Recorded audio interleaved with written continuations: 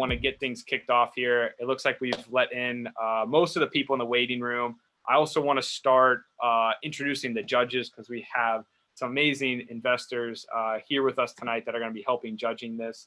And I'm really excited to introduce them. I'd love to start with Scott. I believe I see you here. So Scott, if you don't mind, I'd love to have you share a little bit about yourself, about your background, and really excited to have you here tonight. Yeah, thank you. It's always a pleasure. This is I've done several of these pitches as a judge, and just love to see the energy and the new ideas that a lot of these companies have. My name's Scott Kallick. I live in both Pittsburgh and Snowmass, Colorado, although not at the same time. I'm in Colorado at this moment. My background as an entrepreneur is I started a company actually 33 years ago, and worked head down with it. We started just a little mom and pop, grew it to a mid-market, best-in-class, best-in-service company, and eventually had a successful exit, sold to a multi-billion-dollar company. And I kind of found my way into angel investing, really from meeting Michael. Met Michael and got to know him, and really shared his passion for working with entrepreneurs and having a community of entrepreneurs, and invested with Entre.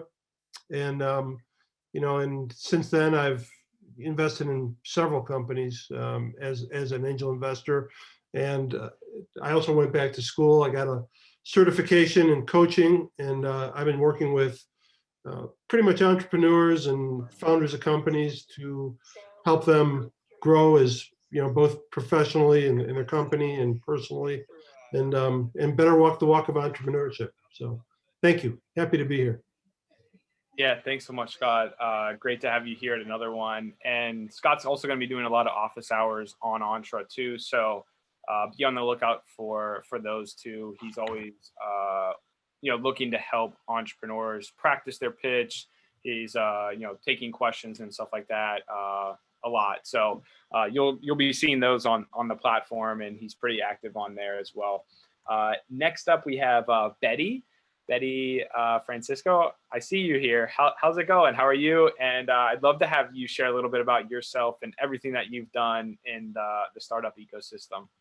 Sure. Thanks, Michael, and welcome everybody. It's a pleasure to be here, and appreciate the invitation to join you. And I'm excited to hear the pitches.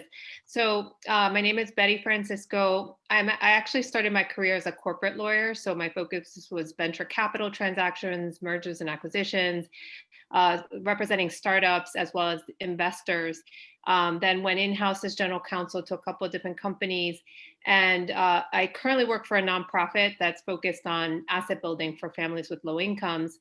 And outside of that, have been pretty engaged with a number of initiatives. So one, I am an angel investor. I started back in 2015, angel investing through a program called Pipeline Angels, which is focused on getting more women to become investors, so they will in turn create more capital for women entrepreneurs. At the same time that I started angel investing, I launched a kids fitness company. So I was trying to navigate both being an entrepreneur and an investor, and just saw all the, frankly, the challenges that women and people of color in particular have raising capital, and felt like my skill sets would be best used on the investor side. I'm also, in addition to angel investing, also looking to cultivate more investors of color. So co-founded a group called the Investors of Color Network, which is focused on, again, cultivating Black and Latinx investors across the capital stack. So angels, VCs, family offices, all the way up the capital chain, again, to create more capital that's coming out of our communities that will in turn invest in entrepreneurs of color. I'm also on the investment committee of a local fund in Boston called Boston Impact Initiative, which is integrative capital. It's both loans, debt, grants, and equity capital, again, focused on regenerative enterprises. So both businesses that are creating jobs in their communities, having a social impact. So that's a little bit about me. And, I think of capital as smart capital, both money, but also the doors that we can open as investors for the entrepreneurs that we support. So glad to be here. Yeah, I absolutely love that. And we'll definitely have to get you involved with we're doing a startups of color pitch competition in March. And we partnered up with X X Factor Capital, which they're going to be putting up $5,000. We're going to be putting up 1,000, and a couple other people are going to be putting in some money as well to give out to founders. So it's going to be probably our biggest one yet. And yeah, I mean, this is one of the reasons why we like doing these. We're going to try to do more. I think we're going to try to do at least one every quarter specifically for underserved founders, women founders, Black, Latinx founders too. And I know that that's definitely one of the things that one of our other judges, Shila, is really focused on too. So it's perfect segue to bring her up and have her share a little bit about what she has going on. I know you were one of the judges at our first Black-led startups pitch competitions last year, and that was incredible. I think still one of our best virtual events that we've ever done. So good to see you again, and thanks for coming back. Hey, thanks for having me, Michael. And what a night that was. I mean, I was so blown away by not only the talent in the room, but the amount of people who showed up to kind of see the talent. Hi, everyone. I'm Shila Nieves, Burney. I'm the founding and managing partner for Zane Venture Fund. We're raising a $25 million fund to invest in diverse entrepreneurs and teams who are creating tech-enabled solutions primarily here in the Southeast, but opportunistically across the US. Our thesis is that diverse entrepreneurs outperform their peers by 33%, but they're virtually invisible to traditional VCs. So we find them and we fund them, and we do that in a few ways. And so we have a venture fund where we invest in companies. Our check size is 150 to 500K. We are a follow-on fund, meaning once you're looking to scale, we want to be there for you. So we're reserving about half of that fund to be there when you're ready to scale to Series A. The other part is Zane Access. So once I began my journey into this space, I had spent 20 plus years in both the nonprofit space and education, never in the investment space, but always working on behalf of marginalized communities, and always felt like there was an access problem to services, resources, capital. And so before we even launched the fund, we launched the programming arm. And I'm not sure am I okay? Okay. And so we launched a programming arm because we realized that not only did folks not have access to capital, they didn't have access to resources, networks, people that could connect them on their journey. And so we created this programming arm to support the diverse entrepreneurial community by providing a capital readiness program. We graduated 15 companies last year, and two of them have already raised significant capital. We announced this last night. We're launching our second cohort. And so just a lot of amazing stuff going on. And then we're getting earlier into the pipeline by going into the university entrepreneurial system. And so launched Zane Access University to support those entrepreneurs. And so really excited, really happy to see the talent that's going to come on stage soon. So thanks again, Michael, for having me. For sure. Yeah, it's great to see you again. Glad to have you back. And we definitely have to catch up and, do more stuff together for sure. Because I love everything that you're doing at Zane. And last but not least, we have Joseph. Joseph, how are you doing tonight? Thanks so much for being here. And I'd love to have you share a little bit about yourself, your background, and everything that you're doing now. Sure. Appreciate it. Excited to be here. Thanks, guys. My background is I started my career in technology. I did consulting, technical sales, product management. Then I went back and got an MBA here in New York. And then I spent 10 years in capital markets doing structured credit and structured products. Around 2014, I decided to leave Wall Street and decided to get involved in real estate. So started investing as a commercial real estate investor as a limited partner. And around that time, I also started angel investing. I have now a small portfolio of about 30 companies that I've either done direct or through syndicates. I tend to be a seed to Series A type investor, business to business. I don't typically do DTC or CPG type products. I like tech-enabled. I'm rather agnostic about verticals, but I do have a heavy concentration in prop tech just because of my background in real estate. And so also recently joined a venture studio or venture company called Tactico out of Canada as a venture partner. So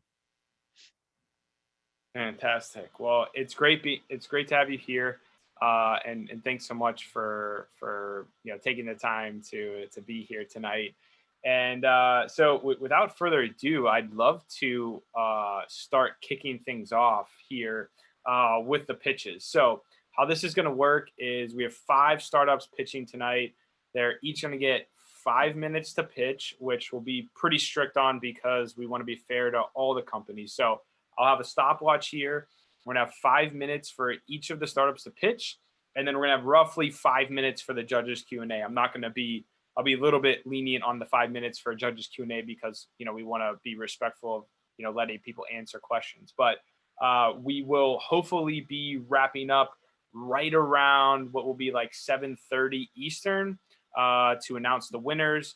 The winner of tonight will get a $500 cash. All of the finalists will get a free Entre Pro membership. They'll also get a free coaching session with Scott. So you'll be able to meet with Scott, practice your pitch. He'll dedicate like half hour, an hour with each of you to go through everything as well. And then there's a bunch of other stuff too that we can help with. If there's anything that we can do, just feel free to reach out to me. I dropped my Entre link in there. Anyone can connect with me on there, and I'll put my email in as well. If anyone wants to reach out directly, I'm also a scout for Bloom, which is a SaaS company, a SaaS firm, and they're investing in and acquiring mostly SaaS businesses. So if anyone's in SaaS, wants to chat, looking to sell their business, whatever, feel free to reach out to me about that as well. But without further ado, let's kick things off here. Do all of the judges have access to the score sheet that we provided, and is it clear on how to use that? You each have a tab at the bottom of the screen there, and then you can mark just the scores for each company. It's going to be going from left to right, so we're going to be kicking things off with Kid Everest and then going through GABA down that way. At the end, it will automatically tally up the scores in that last tab, and we'll announce the winners after that. But I think we're ready to kick things off, and I'm actually really excited for this first one as well because it's something that actually relates really well with what we're doing at Entre too. But Kid Everest, I'm gonna welcome you 3 up to the stage. I think all 3 of you are youngest finalists by far, and I'm really excited for this. And you can start if you want to share your screen, and then whenever you're ready, let me just get the stopwatch all set up, and we'll kick things off, and you can start your 5-minute pitch.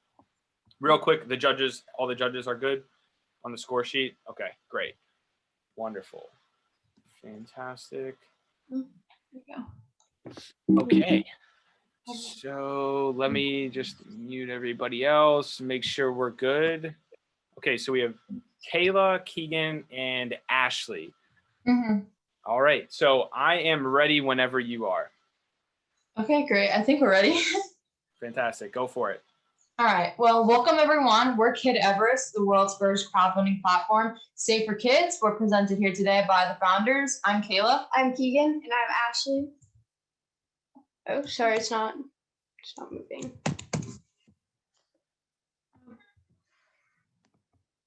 Sorry. You're good. Try clicking that icon in the bottom right. I think you're on. Oh, this one? There we go. Okay, or yeah, I think you can click those arrows. That should be good. Yeah. Gotcha. Okay. We can stick here. Great. You're good. I'll restart. Okay. This side there. All right. So welcome again. We're super happy to be here. We're very grateful to be here and to talk to you about our business today. So crowdfunding is the fastest growing method of raising capital for your business. It is growing exponentially each year, and that's why we came up with our name. Crowdfunding raises $17.2 billion annually just in North America alone. So did you know that 41% of kids and teens dream of becoming an entrepreneur? However, 57% of those young CEOs will cite that funding is their number one struggle, and that's where we come into play. So our solution is Kid Everest. Kid Everest is the world's first and only crowdfunding platform that is safe for kidpreneurs. So Kid Everest is the solution. For the first time in history, there's a safe place for young business owners to take control of their funding and have an outreach in the business community. So Kid Everest offers the only safe platform for kids by kids. Here's a picture of some of our current campaigns on our websites of young business owners.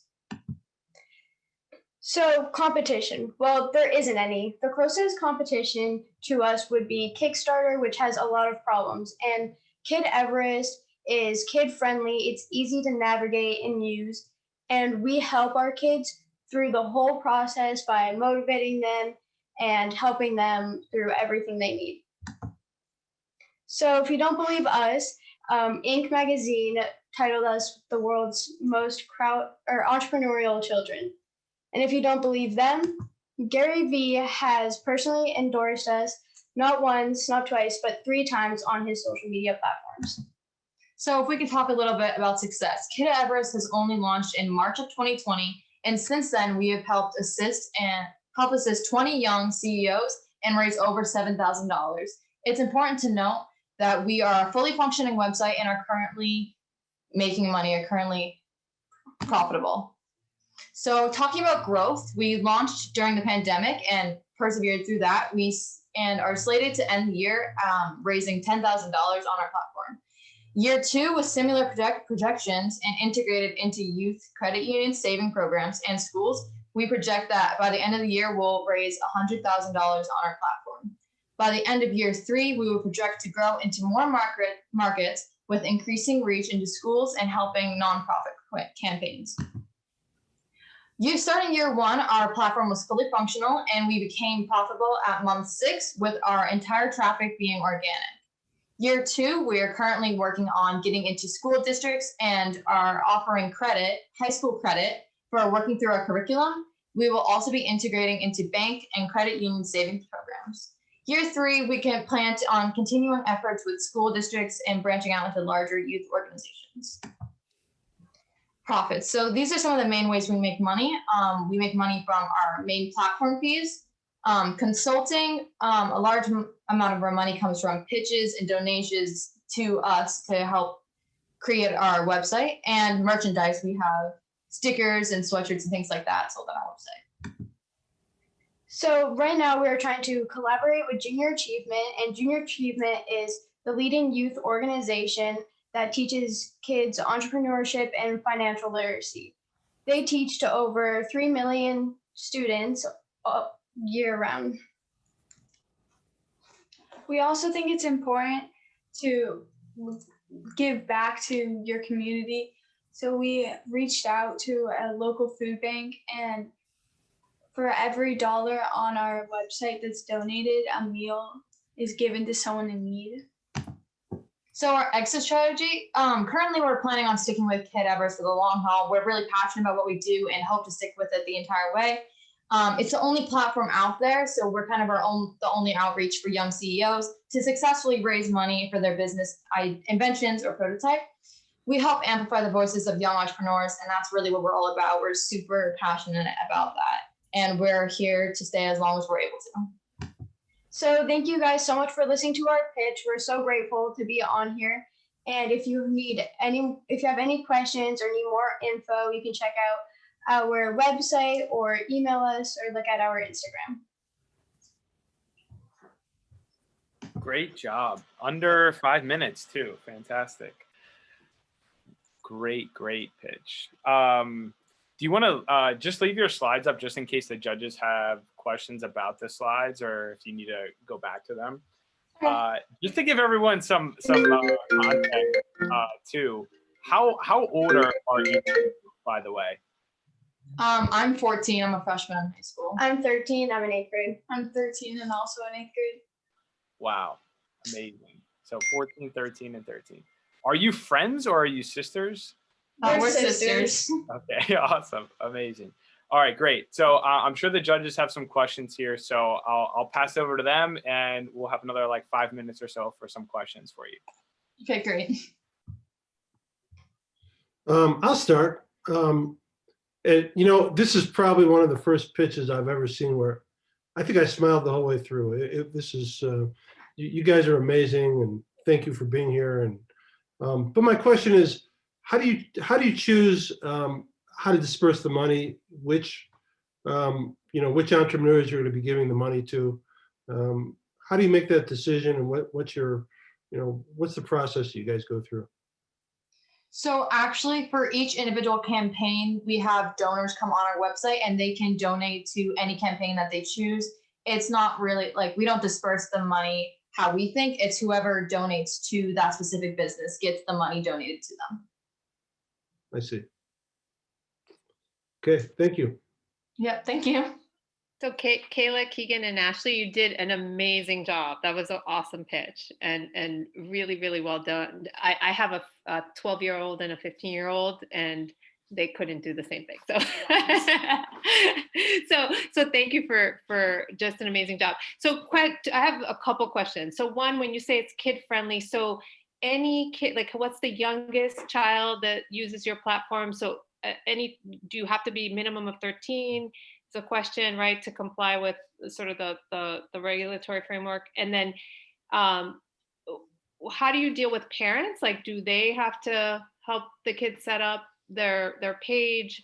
How do you deal with that, right? Because you were saying you're super kid friendly. And then can you talk a little bit, after you answer that, the school partnerships? How are you engaging schools, right, to spread the word about Kid Everest? So we are kid friendly because we have had lawyers and everyone look at our website to make sure it was completely safe, and we don't look at their personal information, and we don't sell it to any third party or anything. And our website is for any age under 18. And if you are under 13, you do have to have your parents sign like a waiver saying like everything about it. And you do need a bank account. So sometimes if you don't have a bank account because you're too young, your parents would come and play. But for signing up or starting a campaign, your parent isn't really needed because it is so simple to read our website and to navigate it all.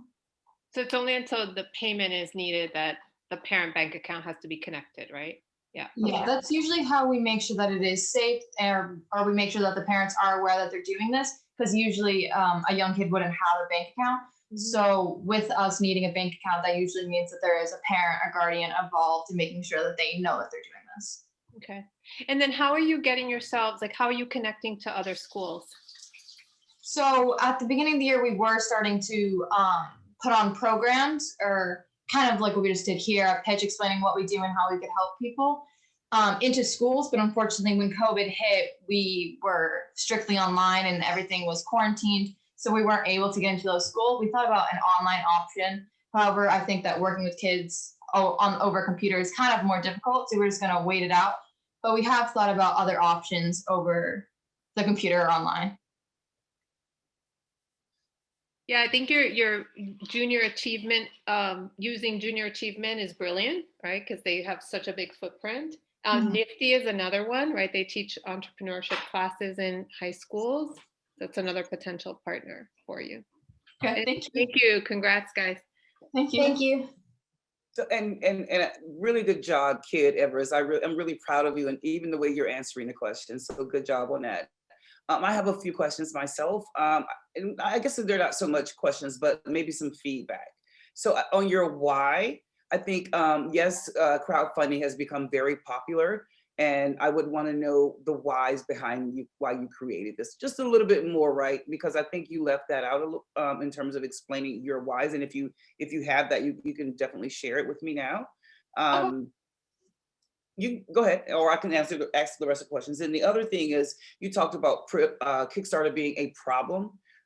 Tell me why it's a problem, because a lot of folks are using other platforms for for crowdfunding, and I want to know why you stand out, and tell me why those problems for Kickstarter don't work for the entrepreneurs that you're going after.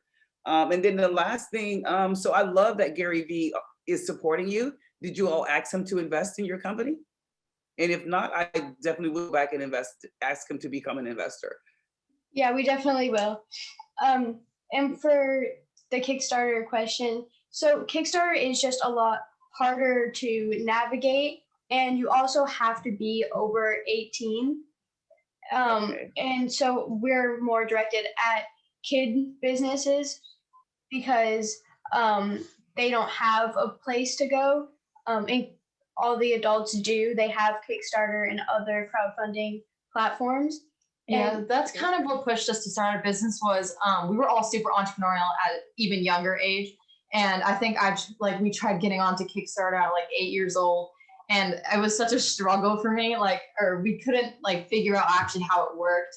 And then when we did finally figure out, we were like, oh, it's only for people over 18. And then we got kind of mad that we were just like, oh, there's no way to actually help us. So we kind of came up with the only alternative was to do it ourselves. Yeah, See, and that's your story. As an investor, that's what I want to know. You're telling me you're solving a problem that was a problem for you.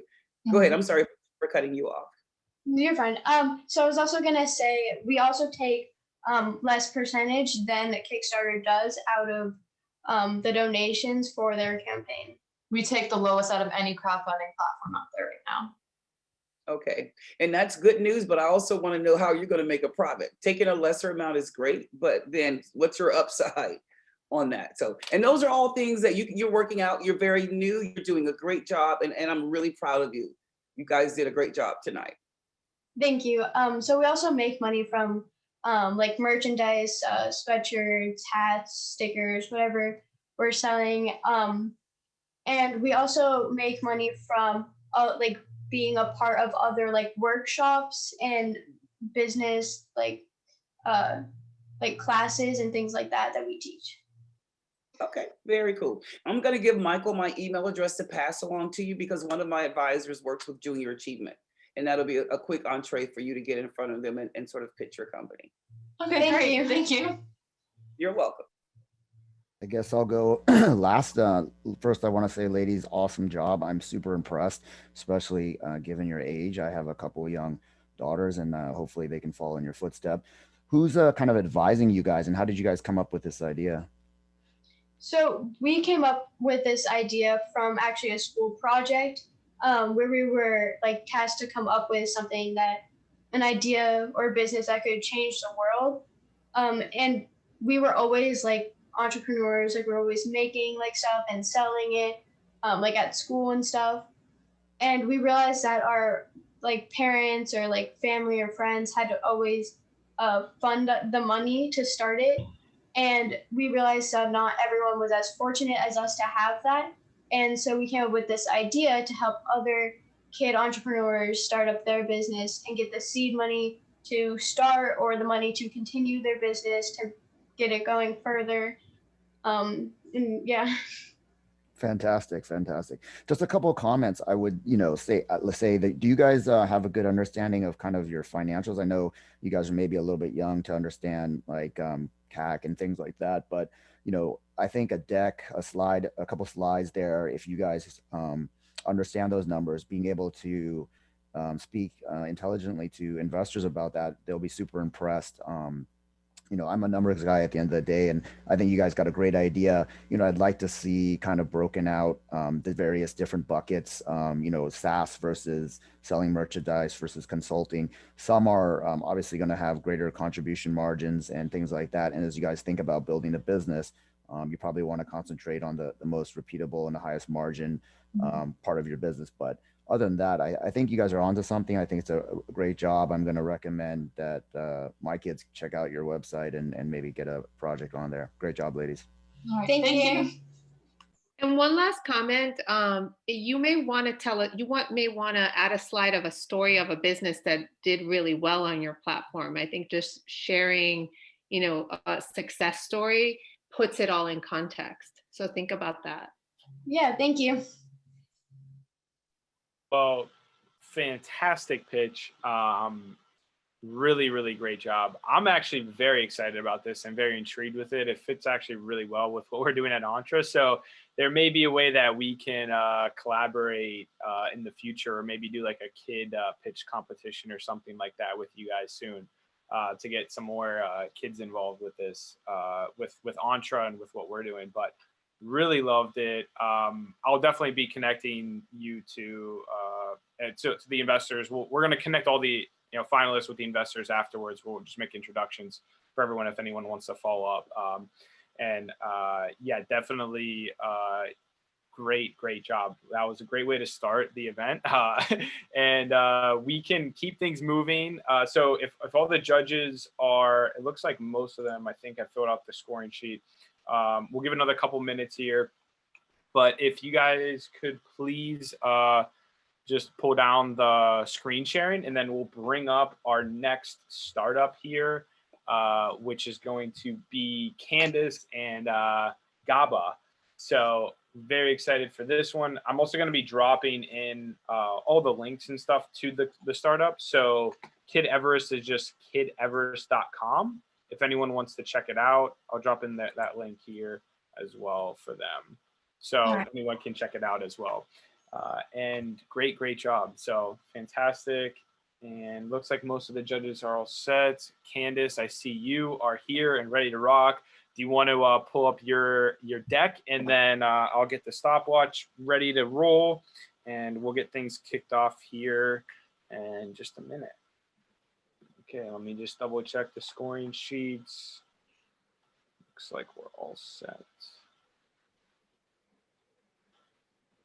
Okay, great. I am ready whenever you are, Candace. Awesome. Hi, everyone. I'm Candace Blacknall, CEO and co-founder in GABA. And I don't have to tell you that we're living a nightmare scenario, a pandemic. But did you know that this is happening alongside a glowing shortage of 2.4 million health professionals?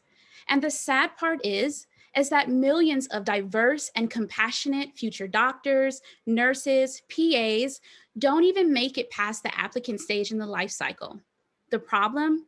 Standardized tests and the mayhem that comes from trying to pass them. To beat the odds, pre-health students wade through thousands of expensive study tools and look for mentors. But according to the 110 students we've spoken to across the globe, unless you have an ample bank account or the right connections, it's hard to find the right tools and the right people to guide you to success. When a pre-health student selects the wrong study tool, it's not just thousands of wasted dollars, it's a significant increased chance of becoming one of millions of dropouts. And that's exactly what happened to me. I bought an $800 study tool that I then replaced with a $200 option that was more effective that I just happened to overhear from another student. For a problem this complex, you need an experienced and diverse team. Before GABA was the scalable and investment-ready business it is today, it was a one-to-one coaching service helping students like Eric filter out the noise and access the 4 key ingredients to a successful pre-health application. Now, with GABA's web-based platform, finding critical information and connecting to great people is as easy as 3 steps: share, match, meet. Students share their desired career and service needs and complete a learning assessment. They're then matched with study tools, mentors, and tutors based on their learning preferences and their desired career. They can then match, and they can then meet for telementoring and virtual study groups right on GABA's platform. Through a robust go-to-market strategy that emphasizes organic social media outreach and referral marketing, we capture our customers at 3 key stages in the buyer's journey. And by doing so, we've acquired over 400 users on our platform, established 2 institutional partnerships, and we boast over 30% month-over-month new user conversion. By using pre-health and medical students as our beachhead, we're well on our way to capturing our initial target market of 4 million students. For the first time, students like Eric will have the insights to get good grades and plan ahead all in one place, and benefit from our demonstrated 86% success rate in improving student exam scores. All of this value at a low cost of just $8.33 a month with add-on service packages for services like tutoring, mentoring, and coaching, where we capture 20% of the revenue from each session. Now all Eric has to do is apply, and we'll be right there to help. The next phase of GABA's strategic vision, Eric will be able to engage and build relationships with his favorite schools long before he's even an applicant, as schools use the GABA platform to recruit and grow student talent. And all of this multidimensional revenue streams gives us an annual recurring revenue potential of $576 million before we scale to global markets. But there's a lot left over in this $33 billion market. By starting with students, we maximize the lifetime value of our customers and grow with them as they progress over the course of their careers. And by building a trusted community that's student-focused and generates content that's relevant to the student experience, we not only differentiate ourselves from the competition, but we sustain a lasting competitive advantage. We're just getting started, starting with pre-health students. But the long-term vision is to serve 59 million licensed clinical professionals that are in search of continuing education and professional development. And our current users love how easy it is to be connected to people and study tools on GABA's platform. We can't wait to grow with them. So we're raising a $1 million seed to expand our digital marketing efforts, start building our recruiting offering, all to achieve the business outcomes of $800,000 in year one revenue and 15 months of runway. We hope you'll join us in making medical education smarter. Thank you. Perfect timing and fantastic pitch. I was very impressed with that, and I'm sure our judges are gonna have some interesting questions for you as well. But we'll pass it over to them to kick off the questions. But great job, Candace. Hey, Candace, it's Shila from Atlanta. I absolutely love this. And great job on your pitch.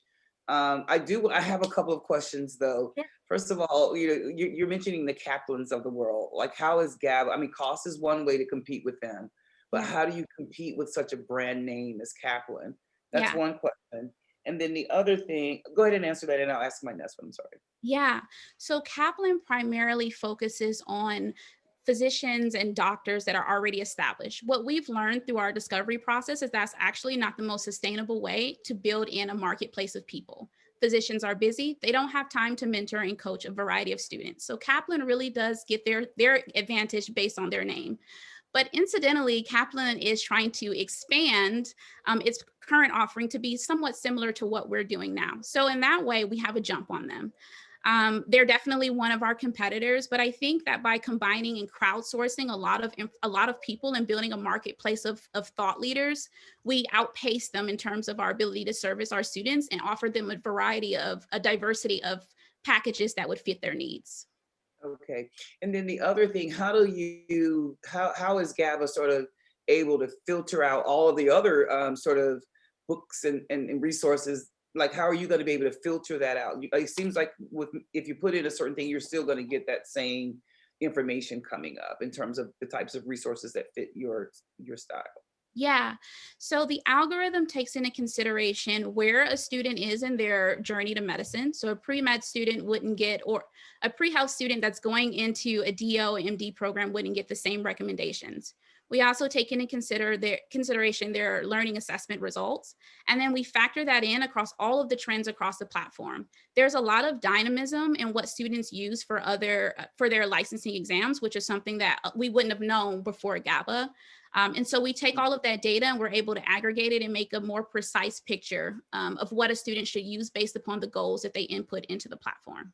Does that answer your question? Yes, it does. And great job, because it's the algorithm. That's how it does it. I'm sorry. Yes. All right. Thanks a lot. And great job again. Thank you. Hey, Candace. Yeah, I really wonderful pitch. I love what you're doing. Would you call yourself a social enterprise company? I think we're a social impact company. Okay. GABA was born out of the urge to diversify medical education initially, and then we realized as we did our discovery that this is a larger issue. not just underrepresented minorities or women are facing these challenges. There are folks across the globe that are also looking for a solution like ours. So social impact is definitely at the core of what we do. And how do you go about customer acquisition? Yeah, so here we go. A more detailed look at our go-to-market.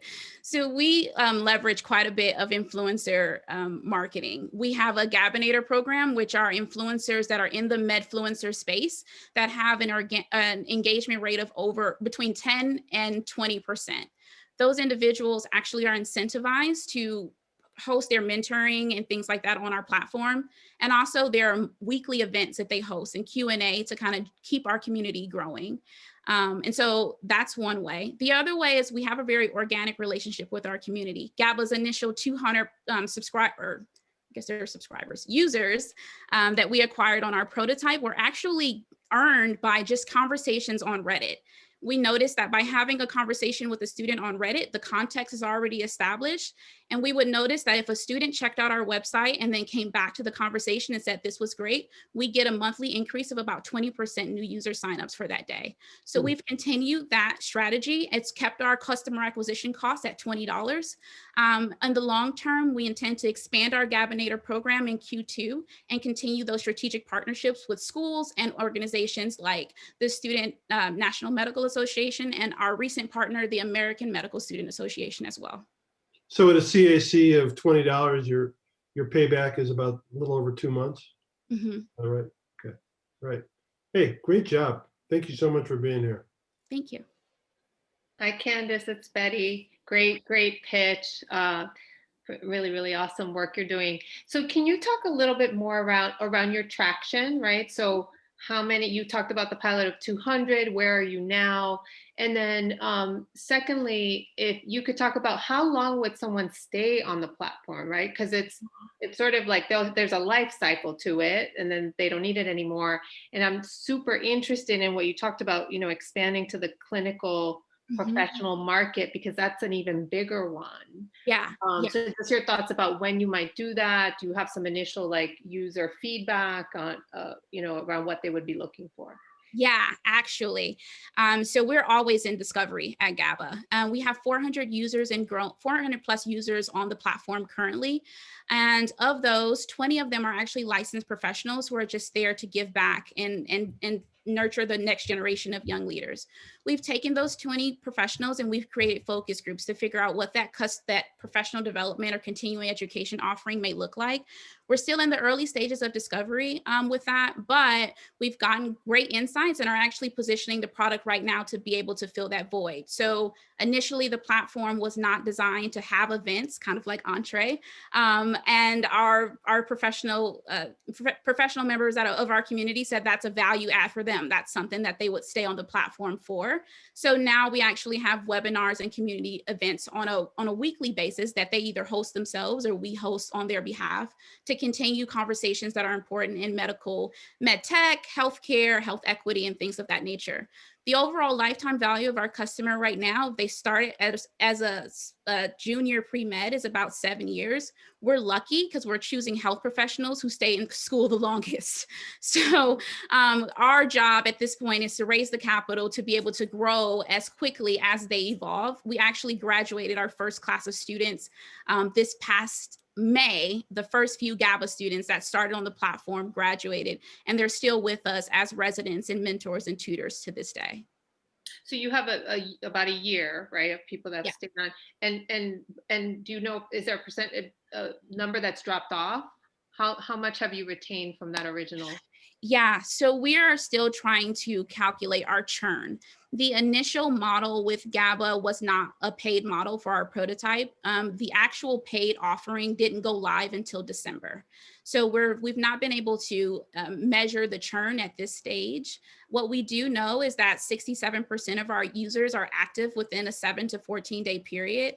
And the time on the platform has continued to increase as we've optimized the user experience. So unfortunately, we're still in the early stage of learning what the attrition rate will look like over the long term, but we're definitely watching that, especially as we've implemented the subscription model. Mm-hmm. Great. Great, I'll go. It's a good thing I go last. I guess everybody else asked all my questions, but good job. And I was just curious, when did you guys launch the initial platform? Yeah, December 23rd. Oh, you launched December 23rd For the market platform that's currently on the market now, or the prototype? Both. So the market ready product launched December 23rd, and the product launched in June, like mid to late June. I see. And are you guys just starting to monetize and charge folks? Because I saw you had two users that were paying. Yeah.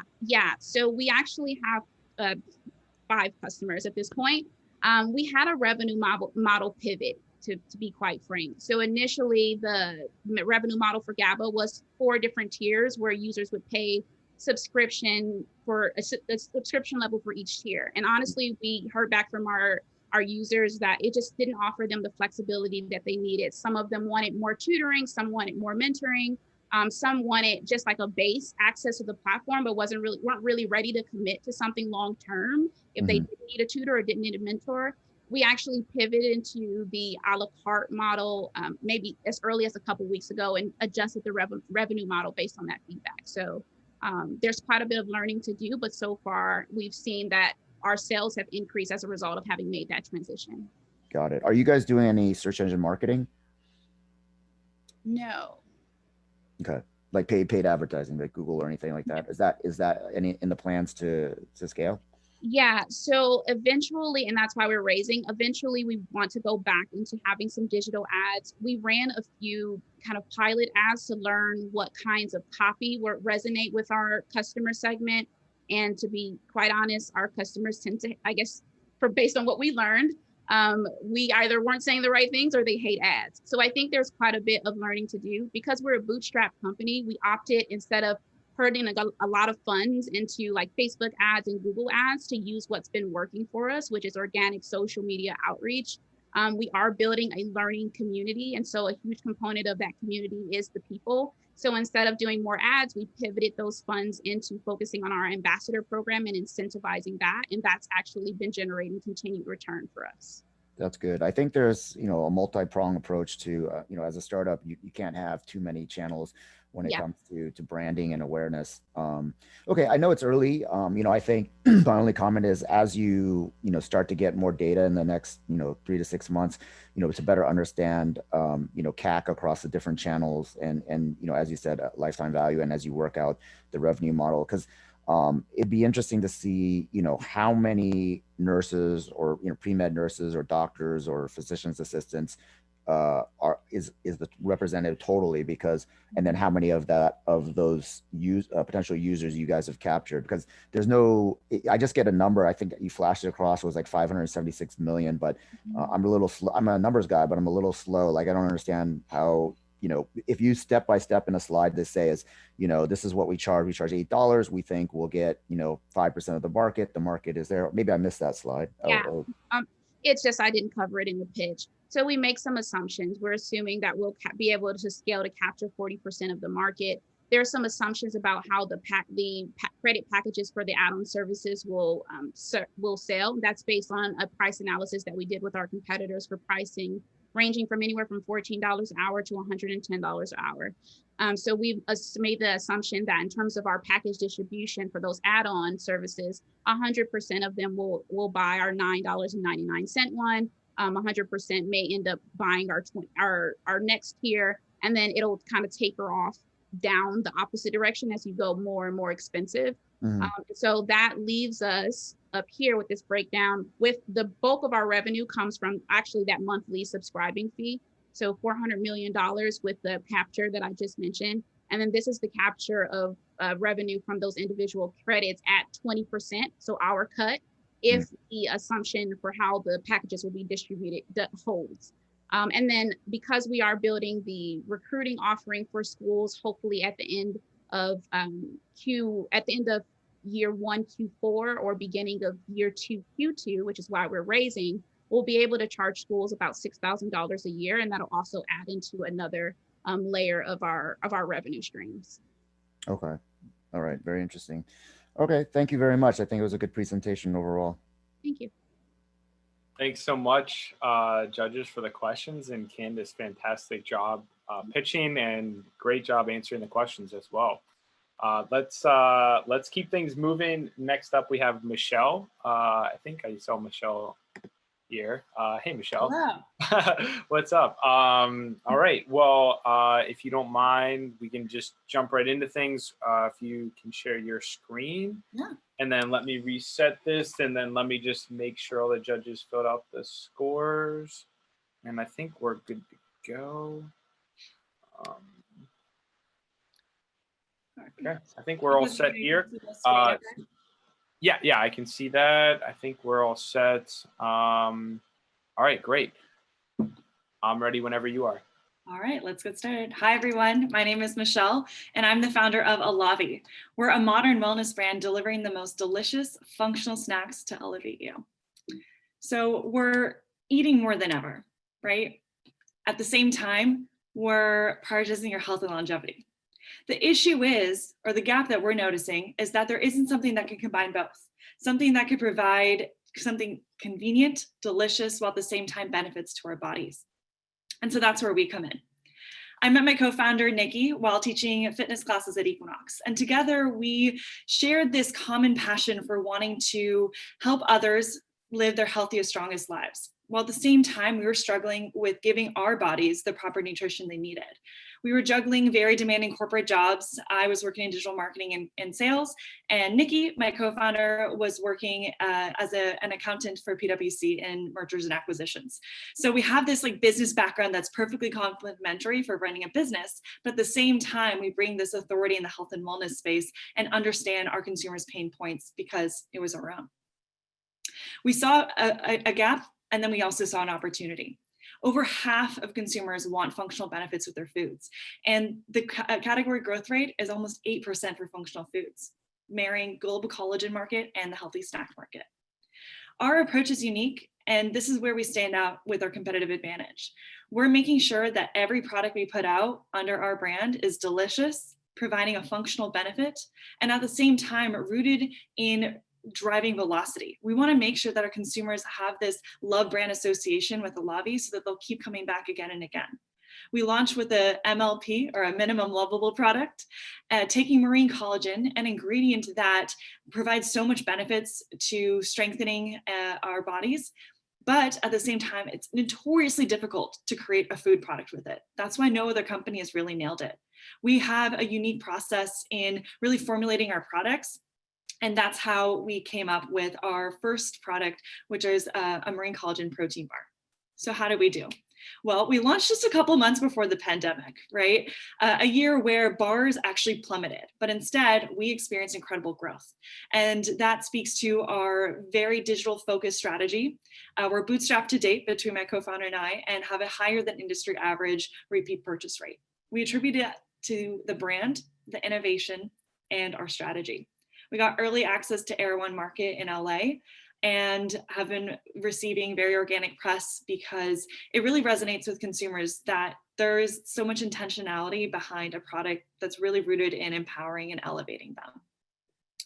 Our strategy is focused on capital efficiency, while at the same time carrying this omni-channel approach, really understanding our consumers and where they have been. We've been in the market for a year, so we know what works and what doesn't work. With my digital marketing background, we've done some light paid acquisition to understand our customer acquisition costs, average order value, and customer value. And with funding, we're confident that we can bring that CAC down to $20, bringing the customer value to CAC rate 6 to 1.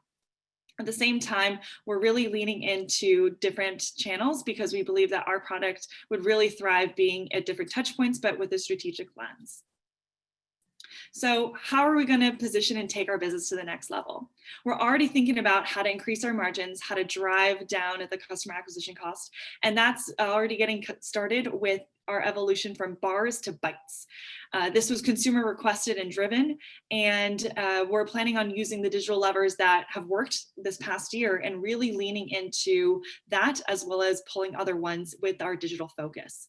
We're already starting to formulate additional product lines that are in line with what our consumers are asking, the different macro trends that are going to continue to to skyrocket, and take our unique approach to formulating products around being delicious and functional and fast selling to everything we put out.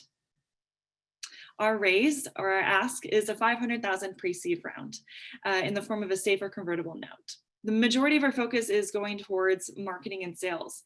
As you can see, on a completely bootstrap budget, we're proud to hit our first milestone of over $10,000 in revenue in this past month in January.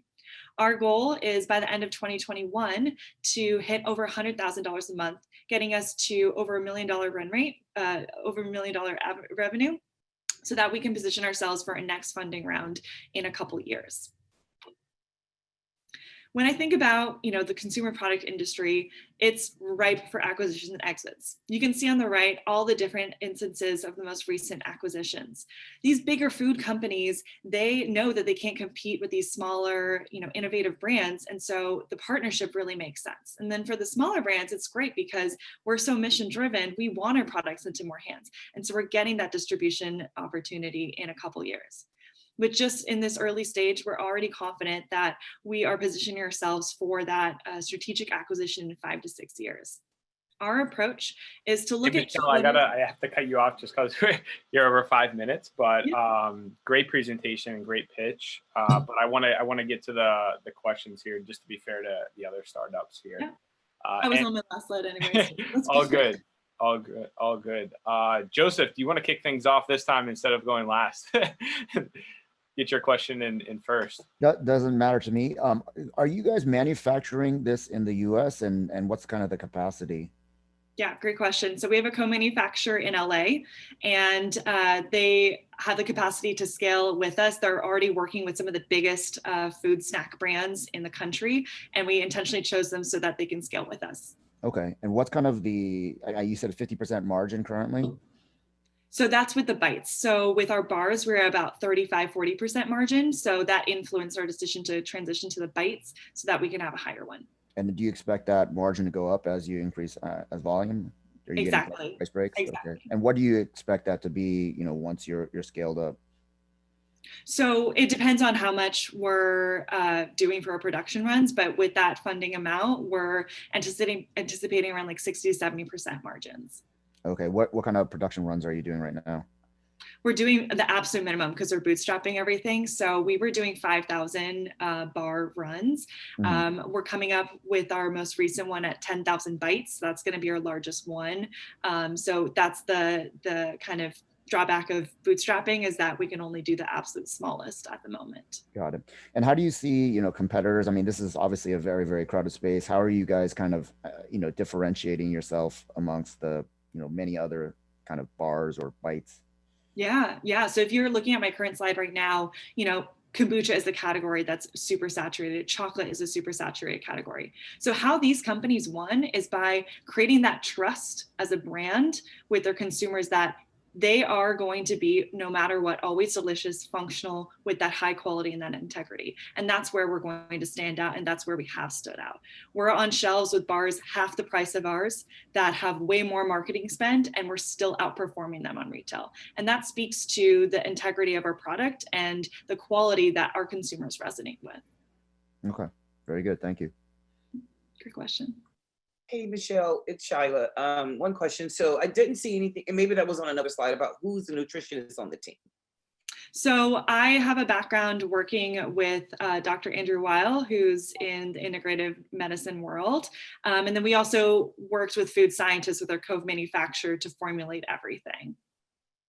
Okay. At some point, I would want to see that on your deck to make sure that that sort of evidence you're looking at. And then I know you want time, but you have a lot of stuff on your deck.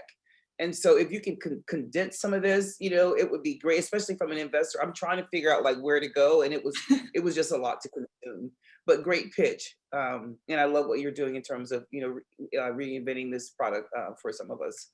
Thank you so much, Dan. It's great feedback.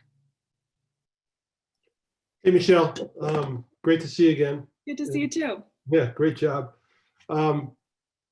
Just curious, as you grow out, how do you see your team? How do you see the team that you've put together grow? And what functions are you going to look to fill to bolster what you're creating at this point?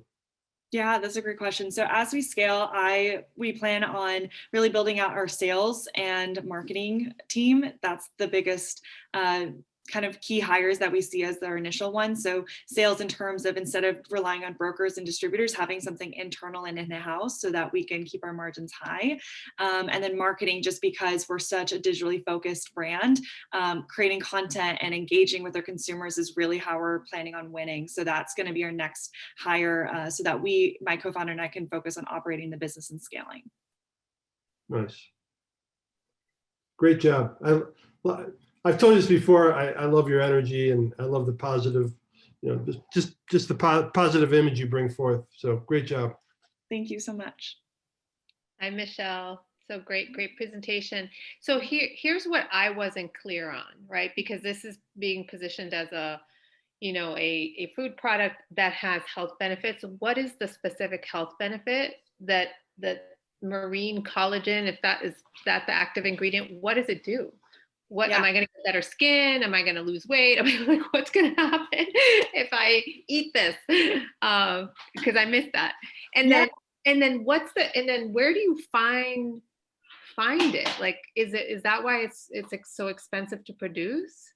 Mm-hmm. Yeah, great question. So marine collagen, so quick refresher on anyone who doesn't know what collagen is. So collagen is the most abundant protein in our bodies. As we age, we lose that natural collagen. So our goal is to help you take collagen through ingesting in a delicious, convenient way through the form of snacks.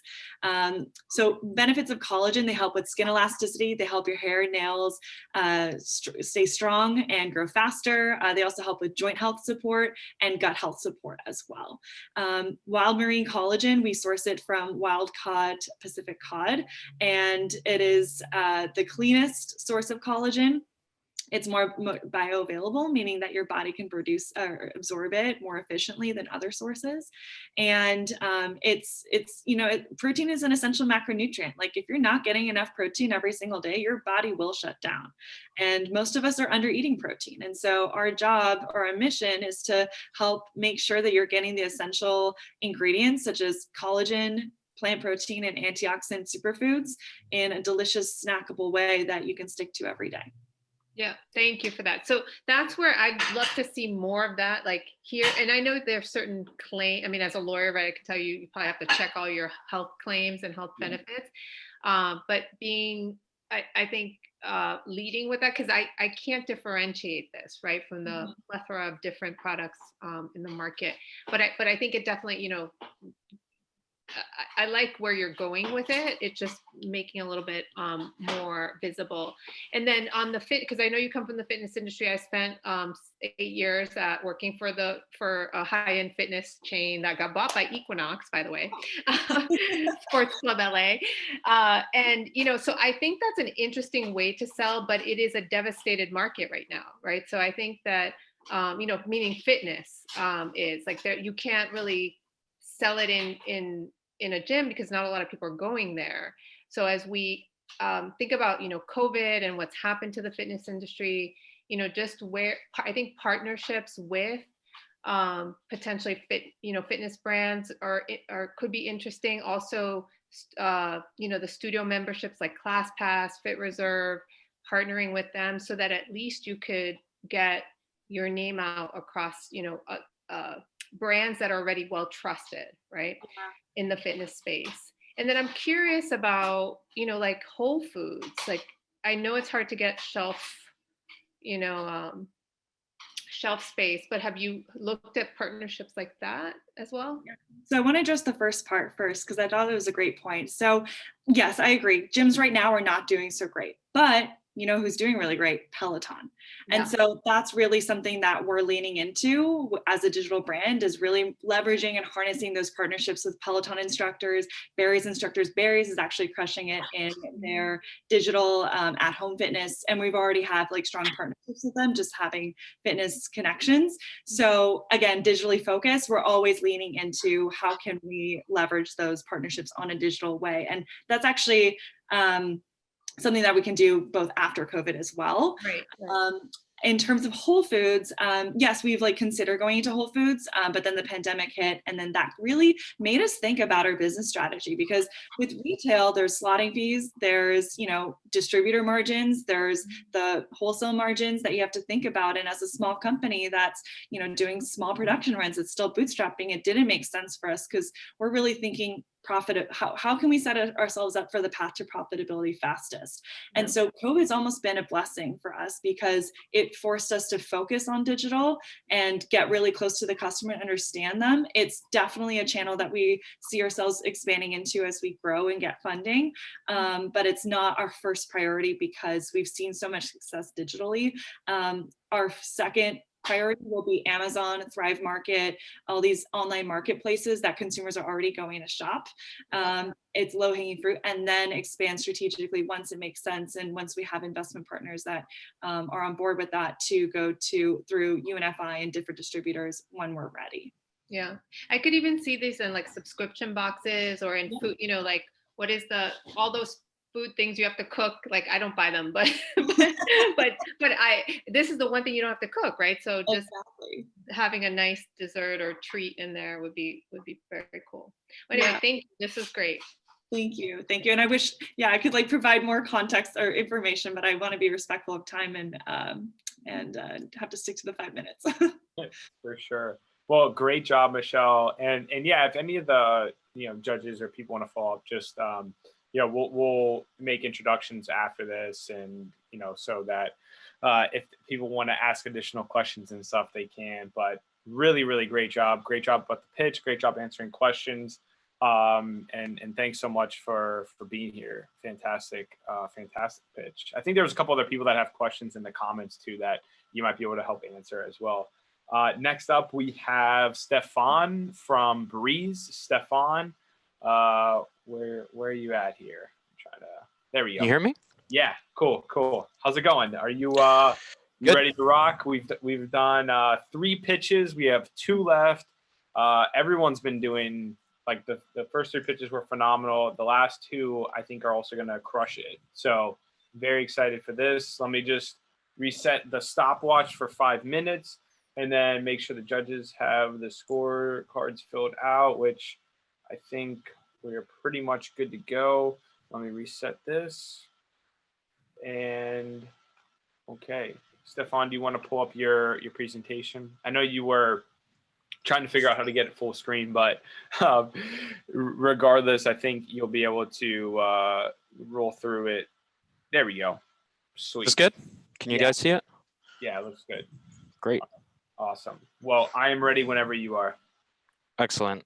Thank you, Michael, for the intro and for leading this panel, and everyone else for joining. It's great to be here, and the other presenters who have done a great job so far.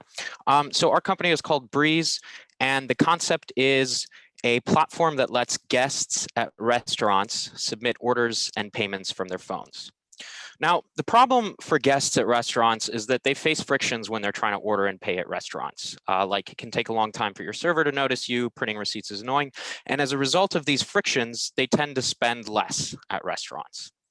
So letting them order from their phones and also pay from their phones would eliminate this friction and result in an increased amount of spending.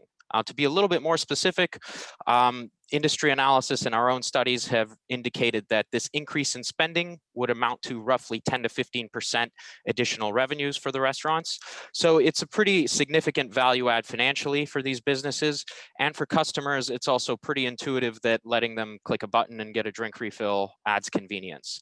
But despite this obvious financial benefit for restaurants and the pretty straightforward convenience, the majority of restaurants in the US has not adopted self-ordering technology.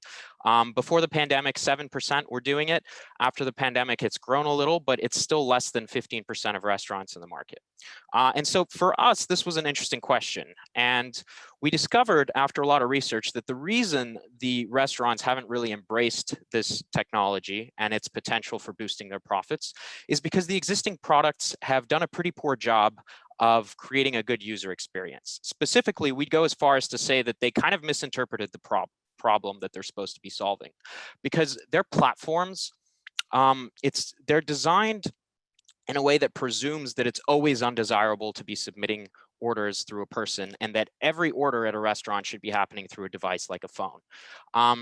And this kind of misinterprets the problem, because the reality is, especially which we noticed after doing a lot of research and talking to restaurants and to people, the reality is that there are moments where it's preferable to order through a person, even if you could order through your phone. And unfortunately, the products on the market currently didn't really account for this nuance. But despite that, there are scenarios where if you want a recommendation, or if you want to ask the server a question, or if you have very unique special requests, it's much more natural for you to order through a person. And by not allowing for this flexibility and not accounting for the fact that even if people can order through their phones, it's still preferable to order through a person, these products have created a pretty unappealing user experience, and many restaurants perceive them to be a sort of depersonalizing product. Now, in our view, that didn't have to be the case. Yes, that's how these products were designed, but there were ways to change the experience such that it didn't sabotage the dining experience.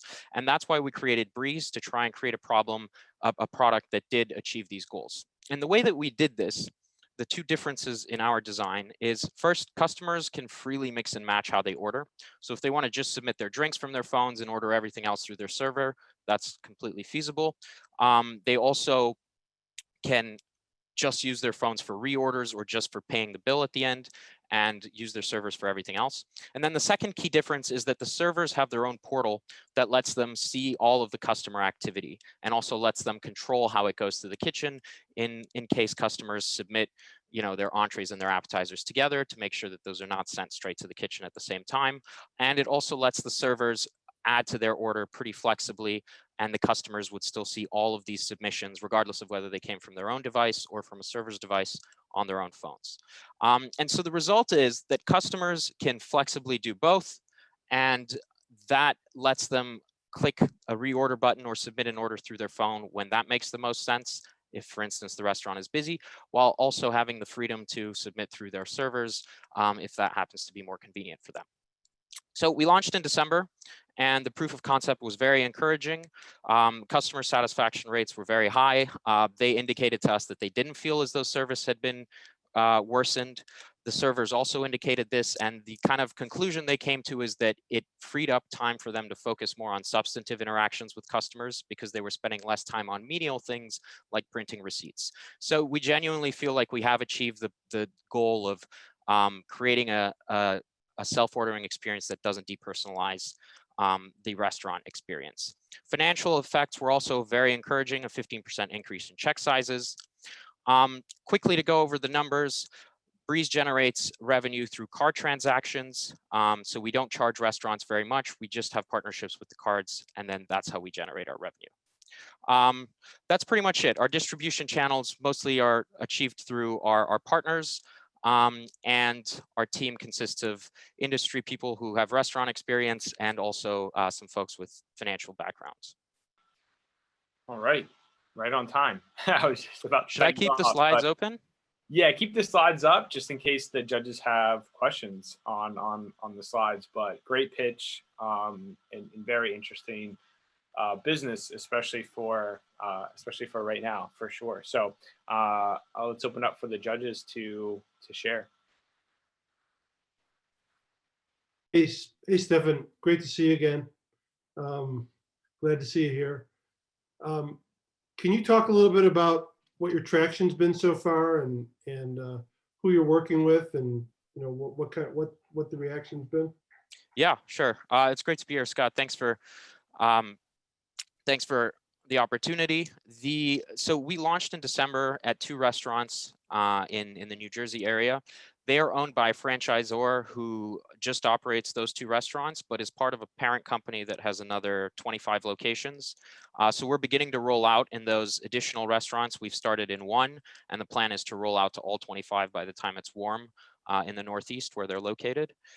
So that's kind of our next big initiative. In addition to them, we started working and implementing our solution at a New Jersey chicken chain called Blaze Chicken, and another one called Manhattan Bagels, which is a bagel chain.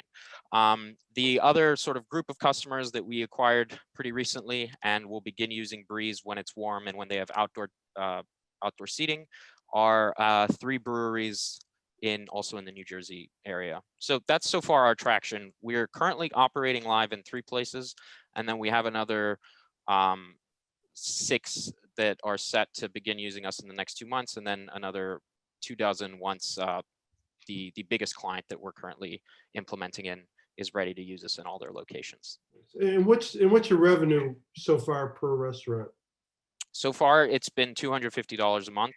Okay. So that's going to vary significantly depending on the size of the restaurant because it's a fraction of their transactions. And the other thing is we're preparing to partner with a different card processor company and to get a better revenue split from them, which should also increase the ARR probably 6 months from now when we're ready to make that move. Nice. Great pitch, and congratulations on your success so far. Thank you. Yeah.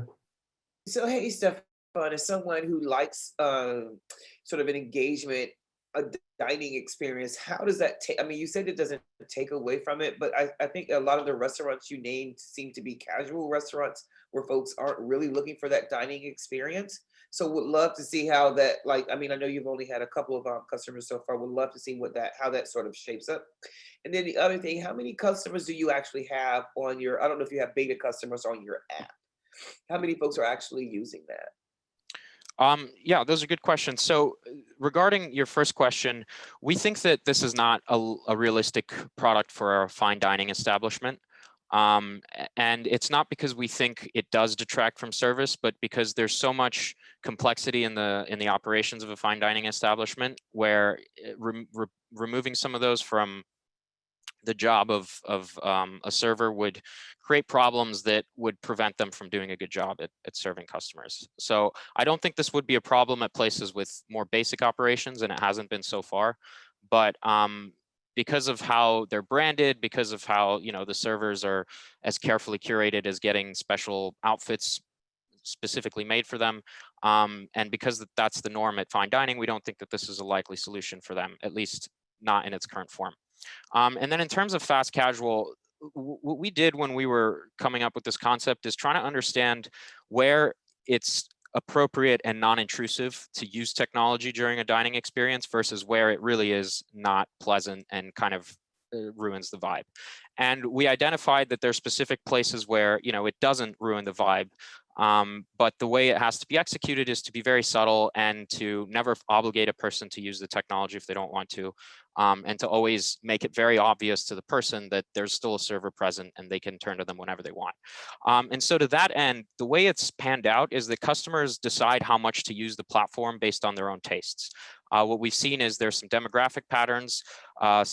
Sort of elderly folks tend to use it a lot less, partly because they, might be less comfortable with smartphones. Younger people tend to use it for over 50% of all of their submissions. And so what we found is that customers kind of are self-selecting into how much service they want, how much self-ordering they prefer. And the servers, because they can see all of this activity from their own portals, adapt pretty effectively. And it kind of ends up being the case that everyone gets as much service as they'd like to get. So that's hopefully kind of a clear explanation of how we thought about the first question you raised. What was the second one? Sorry, I forgot. How many beta customers you have on the app? So we have 3 restaurants. We think of customers as restaurants, and then the individual guests at restaurants that are using our platform, they don't have to download anything. So we don't have daily active users or anything like that outside of our 3 key restaurants. That was an intentional UX decision. As a side note, we noticed that one of the other flaws in the other products on the market is that they had a lot of frictions that, even though they were subtle, reduced the frequency with which customers submitted orders and thereby the revenue for the restaurant, and also just made them more compelled to order through a server rather than use the phone. One example is obligating a customer to download an app in order to use this rather than letting them just access it via a web portal through a QR code. So that's, yeah, that was part of the design. That makes sense. That makes sense. Thanks a lot. All right. I want to, I just want to keep things moving because we're a little just tight on time here and we still have one more pitch left. If you want to ask Stefan another question in the chat, go ahead and do that. If it's like a critical decision for the score, you can, message him just privately using the chat, and he'll reply to that. But I just want to keep things moving so that we can get to our last competitor and be, just conscious of everyone's time here, because we're coming up on 7:30 already, and we still have one more to go, and then we'll tally up the scores and announce the winner. Last but not least, we have Luis with Grid. Luis, what's up? How are you? And are you all ready to go? Let's get your deck up on the screen here. Can you hear Luis, me? are you there? Yes. Can you hear me? Yeah. Can you turn your mic up just a little bit? It's just a little bit soft. What about now? Can you hear me okay? Yeah. If you want to just move a little closer, that's good. Yep. And let me reset this. Can you see my screen okay? The judges. I do not see your screen. Does everyone else see your screen? Or no? Yeah, I do not.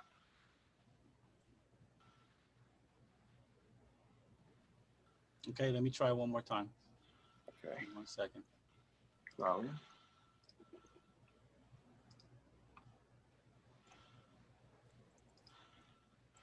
And while wait for Luis, we are going to be doing some post game, some post pitch competition networking on Entre, and you'll be able to jump into that. I'll show everyone how to join, but if you just go to the homepage, I'll drop a link here in a second as well to the room. So if anyone else wants to meet some of the other attendees, if any of the finalists or judges want to come hang out for a bit and just talk about the pitch competition or anything else going on, we're going to be doing some networking on Entre in a room here right after this. So as soon as this wraps up, we'll kind of continue things on there for a little bit, just so some people can do some networking afterwards as well.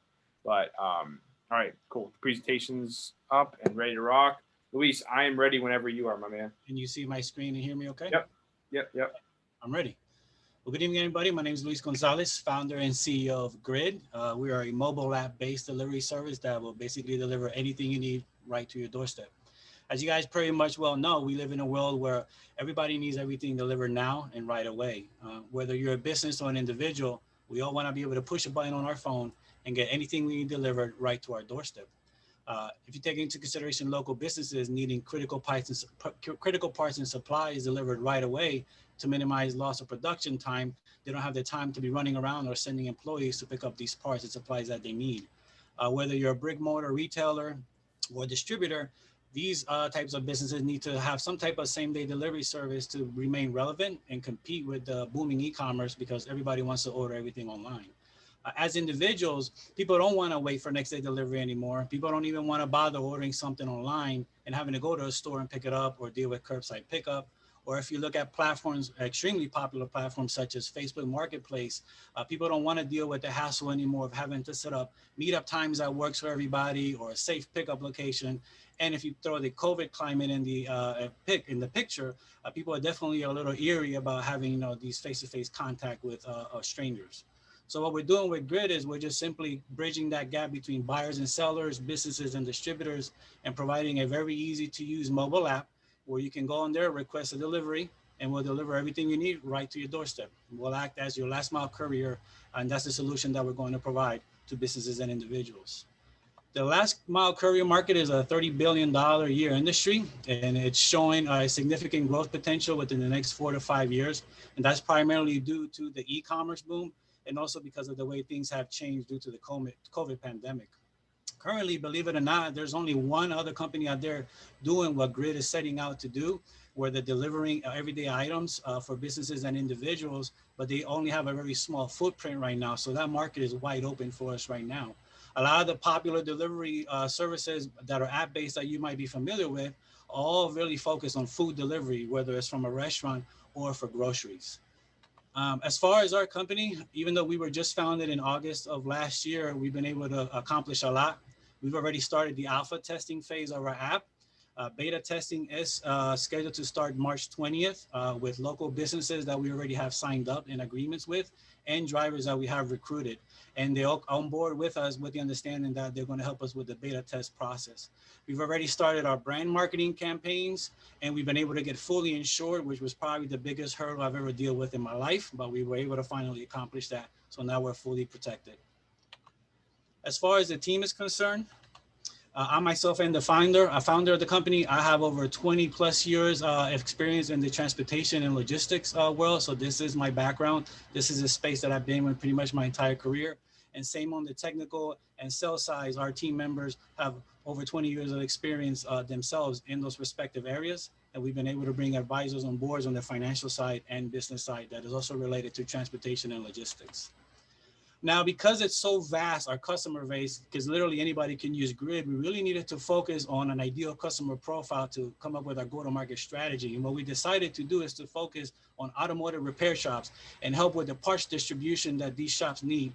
These shops need parts every day, all day long to be able to be productive and get ROs finished and cars in and out of the door. So by identifying our ideal customer profile, then it would allow us to really drill down into our TAM.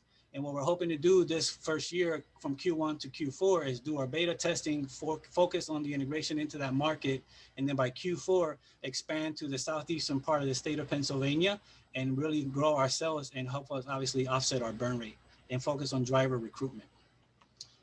Now, by identifying the ideal customer profile, we drilled down into our TAM and we've taken a bottom-up approach. So we were able to drill down to the county level of how many automotive repair shops are available that are potential customers. And that's going to be our starting point because we have to start somewhere. And by focusing on that and really being able to identify our TAM, then that allows us then put together a growth strategy from year 1 through year 5, where we're expanding in different radiuses and identifying our potential customers within those radiuses, and then how many of those potential customers we're hoping to acquire. And then by identifying then those customers that we're hoping to acquire, then we were able to put together what we feel is a pretty accurate forecast for our revenue from year 1 all the way through year 5. And by being able to identify how many customers we're hoping to bring on board each year, and then we're able to analyze how many routes or deliveries per customer we're expecting to get based on an average fare per delivery, which is how we would make our money. And then that kind of gave us the revenue stream that we're looking at from year 1 through year 5. And then obviously all of our operating costs and expenses that are related to that for each year. Hey, Luis, I gotta stop right there, but just because we're at the 5-minute mark, but keep this slide up just in case the judges have questions about marketing and marketing channels, but really great pitch and really, really cool business. So Joseph, I know you just unmuted, so we'll kick things off with you again, and then we'll move things over to the other judges. Thanks, Luis. Ask some questions. Good presentation. Just curious, what do you feel like is your moat? Because it's a pretty crowded space, and certainly some of the bigger guys could pivot. And what keeps you up at night? Yeah, so great question. From the research that we've been able to do and what we've looked into, these other companies like your Instacart, your Postmates, and your Uber Eats, that's over a $57 billion market right now, and they're very comfortable in that space. And that's why if you do any research on these companies, you'll notice that a lot of them are staying within that space because they have such a huge market share that they don't need to muddy the waters and go into any other area, which is what we're specializing in. What we're talking about is pretty intricate. This logistics and transportation and delivery is not an easy industry. My background helps me with that because this is what I've been doing my entire life. But if there's one thing that does keep me up at night, I would say more than anything is actually driver retention. Because this is a contractor 1099 based. This is one of the biggest hurdles that we're going to have to tackle. Now, there's obviously marketing strategies and business strategies that we're putting together to address that. But in the industry that I'm currently in right now in transportation, driver retention is one of the biggest problems that we have. So I'm no stranger to that. Right. And going along those lines, are you guys compensating in line with Amazon, Uber, and all these drivers? Are they paying, because if they're going to drive for your gig economy versus the other, and then you guys are only charging $15 per delivery, is there enough margin in there for you guys? Yeah, absolutely. So the way we're doing that is we're very focused on drivers. We're looking at our drivers as our first customer, our main customer, which is our internal customer, right? And then our outside customers, which are the users.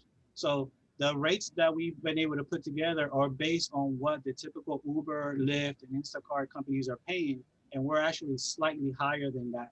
And we have a model where we'll be able to compensate the drivers in a way where they'll be able to focus on making a specific amount hourly based on the gigs that they'll be able to get, and then also based on the tips that we'll get, which is one of the things that we're not doing, and one of the mistakes that a lot of these other companies made at the beginning is they started tapping into drivers' tips, and that caused a lot of problems for them, which then caused them to lose driver retention. Thank you. Luis, hi, it's Betty. Hello. Hi. Can you talk a little bit more? Why did you decide to focus on the automotive repair? Like, because the beginning you talked about like anybody could come and use this, right? And I know you have to start somewhere. Do you find that that's going to be a big enough market in the beginning? And how will it allow you to test your assumptions? I'm just curious, like why that, is there something unique about that industry and how it delivers parts? So the main reason for that is because of my background. I've been involved in transportation, fleet management, and maintenance, and it's a space that I'm comfortable in, and it's a need that I dealt with myself on a day-to-day basis. Managing repair shop as part of a fleet or transportation department. So I know that need really exists. And when I'm going out and talking to these companies, I can speak the language and I understand the headache and I can relate to what the sufferings are. Mm-hmm. And the second thing is because there's a twofold with the automotive world. You have your mom and pop shops, which would be what we call our front end users, where they would just go on the app, order something, ask us to go and pick it up. And then the second part of that is, which is the big possibility, the big scalability for Grid is on the dealership side. Now we can also go to dealerships and ask them to integrate with them on their back end. So when the mom and pop shop is ordering that part online from that dealership, now they can offer Grid as a same day delivery service. And then they're actually basically promoting the company for us, and then we're building those relationships that way. So there's a front end aspect to it and then a back end by going that route. Gotcha. Does that make sense?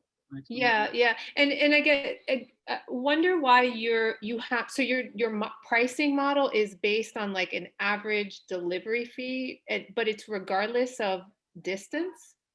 Correct. So what we do is if you have a front end user where there's no agreement with, they'll just basically pay a standard fee based on distance, time, service fee, handling fee.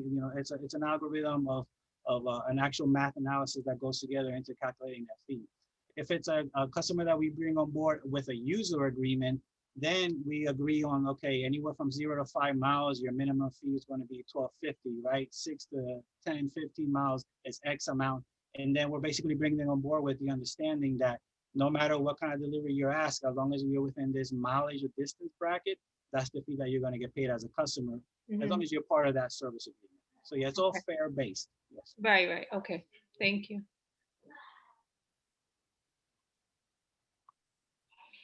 Hey, Louis, it's Scott.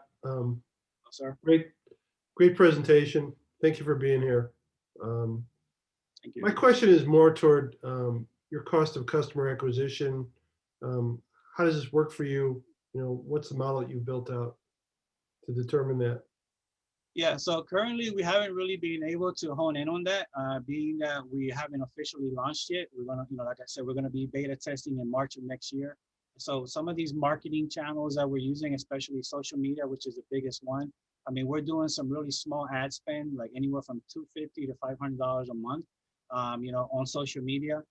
So for us to be able to figure out what our actual customer acquisition is, we would have to, have some I guess recurring customers already coming in, and then marketing and tracking and what our conversion rate are based on what the marketing strategies that we've done, what we spent on those marketing strategies based on whatever customers signed up because of those marketing strategies. So we haven't really been able to do that yet, but that's obviously something that we will be putting in place and managing and monitoring, so that way we can hone in and be productive and spend the money where we're getting the most return on our investment.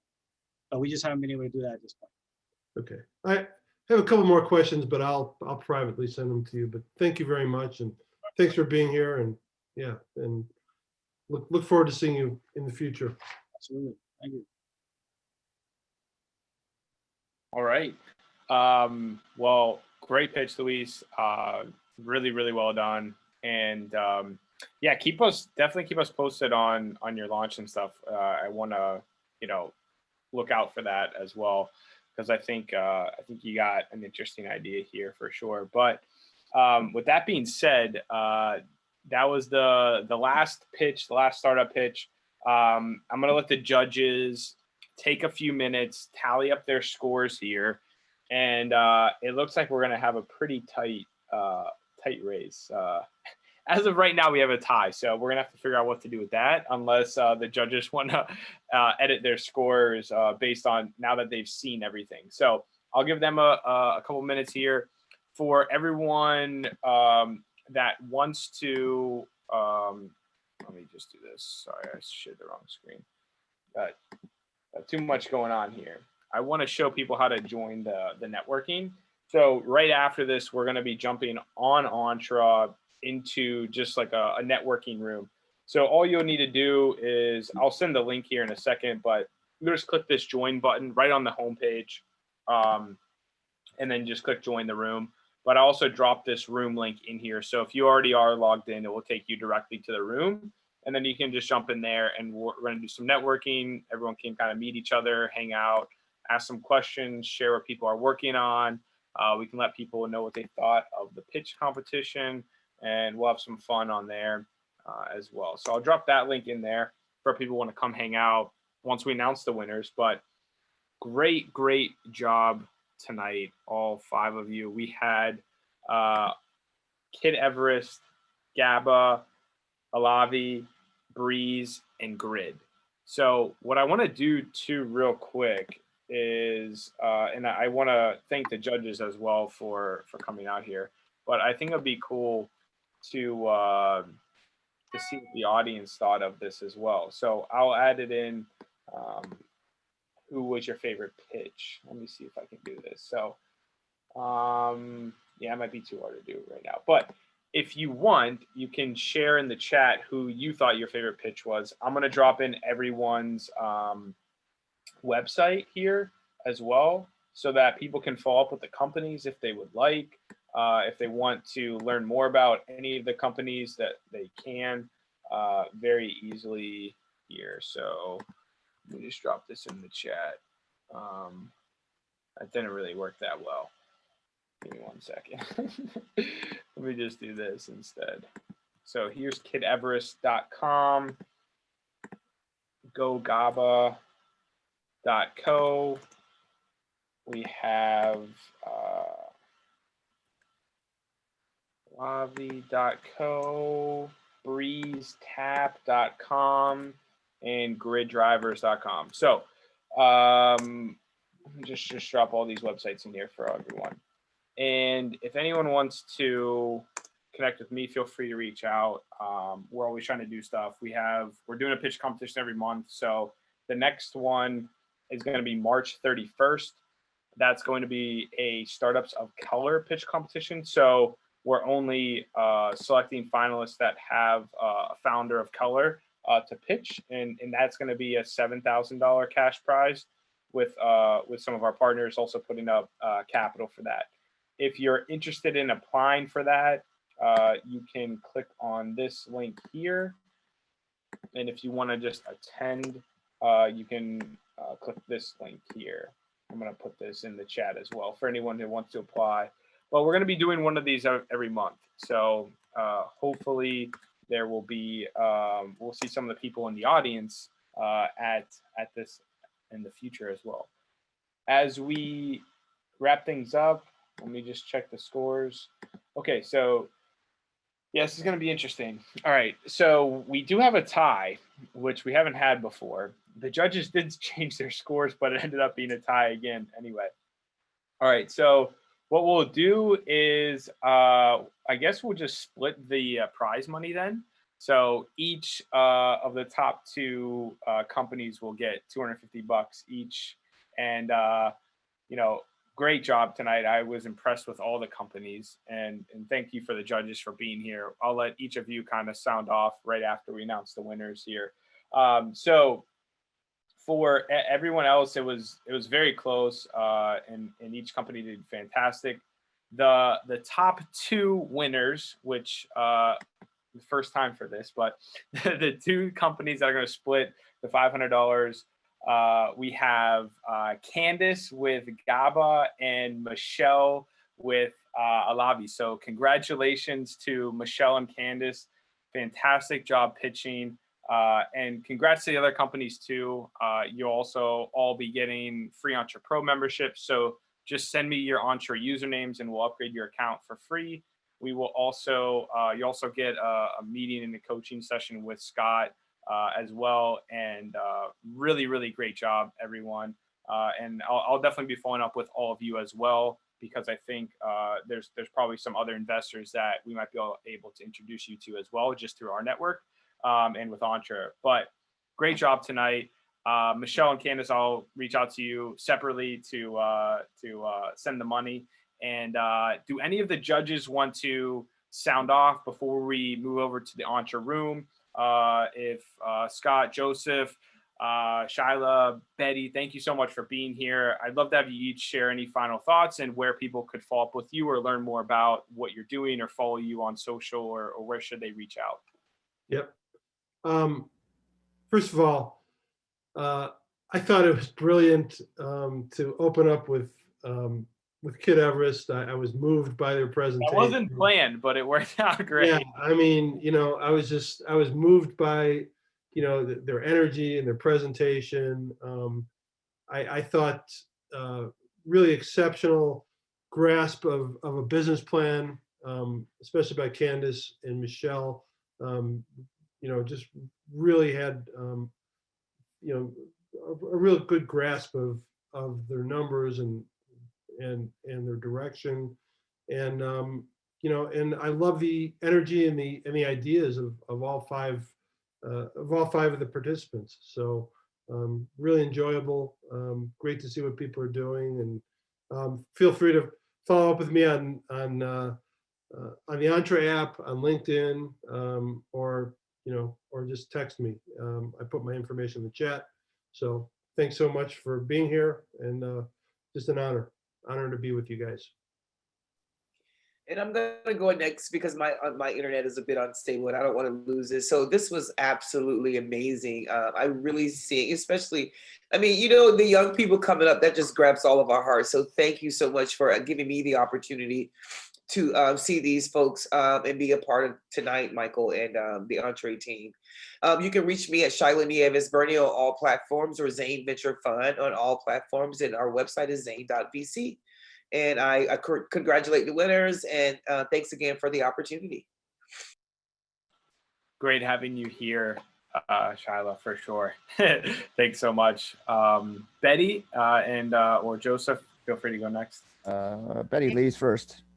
All right, thanks, Joseph.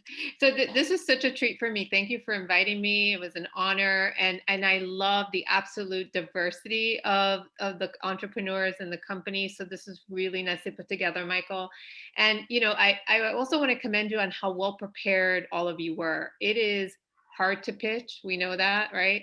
And you were all it looks like you took not just the time to prepare, but your slides are great. There's always ways to improve, but really, really excellent work. And I just want to encourage you to keep going, because COVID, I think, made things extra hard. It's harder to get in front of people. It's harder to connect, and would love to keep in touch with all of you. So you can reach me on LinkedIn, Betty Francisco. Thank you. Thanks. Go ahead, Joseph. Thanks, Michael and Entre. I wanted to, say that it was my actual first time judging a pitch competition, and it was good. I usually do a little later stage, and I know how difficult it is to pitch in 5 minutes and answer questions on the spot. Want to encourage all the entrepreneurs here. It is, being an entrepreneur myself, I know it is not easy. So keep iterating. It's probably one of the hardest jobs on the planet, to be an entrepreneur and raise money and doing more with less. So keep up the good work, and feel free to stay in touch. I think you can get my contact information from Michael.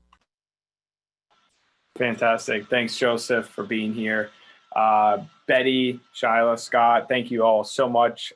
It was really great questions. And we're going to be doing a lot of these. So stay tuned, stay connected to the community. And congrats a final time to all the finalists for pitching. Great job.